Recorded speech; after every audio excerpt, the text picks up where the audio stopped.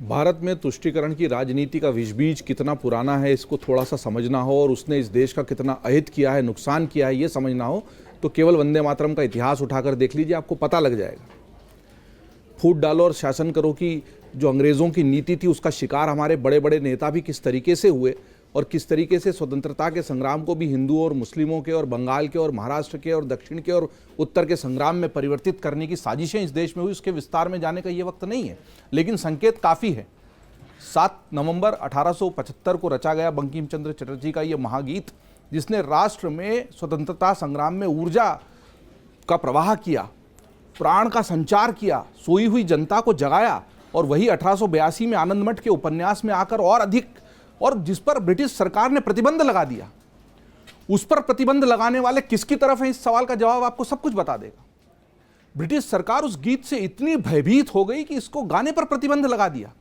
और उसकी पंक्तियां और उसकी पैराग्राफ हटाने वाले वो लोग हैं जिन्होंने इस देश को ये तय कर लिया था कि आज़ादी के बाद भी सुख से नहीं जीने देना। ये देश आज़ादी के बाद भी कैसे इस हिंदू मुस्लिम के विष बीज से त्रस्त रहे,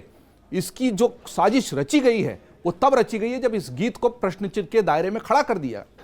हम पर 200 साल तक राज करने वाले ब्रिटिशों को सही कौन साबित कर रहा है? ये विष बीज साबित कर रहा है।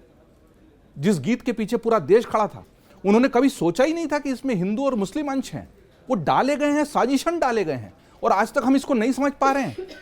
और आज उसके 150वीं वो मनाते हुए, उत्सव मनाते हुए भी हम संसद में बहस करते वक्त उसी विष बीज को घोल घोल कर पी रहे हैं। इसका मतलब हम अगले 150 साल तक भी उस विष बीज से मुक्त नहीं होने का संकल्प ले रहे हैं। इससे बुरा क्या हो सकता है इस देश के लिए?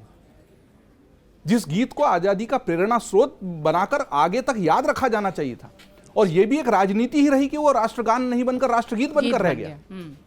और जनगण मन हमारा वो बना रहा। इन सारी साजिशों को, इसके पीछे की राजनीति को, इस जहर को घोलने वाले के उद्देश्यों को जो नहीं समझेगा वो इस पर बहस करेगा। मुझे इस पर बहस नहीं करनी, केवल इतना कहना वंदे मातरम। टिप्पणी जरूर करूंगा कि उसका मुख्य उद्देश्य बंगाल का चुनाव है, क्योंकि बंगाल की धरती से बंकिम चंद्र चटर्जी भी आए, रविंद्रनाथ टैगोर भी आए, और जिस बंगाल की धरती से बंकिम चंद्र चटर्जी आए उसी बंगाल की धरती के लोग कैसे अब वंदे मातरम का विरोध करेंगे, और विरोध करेंगे तो वोट हारेंगे, ये उसका उद्देश्य है। अगर आप ये वीडियो YouTube पर देख रहे हैं तो हमारे चैनल को सब्सक्राइब कर बेल आइकन दबाएं, और Facebook पर देख रहे हैं तो हमारे पेज को लाइक करें।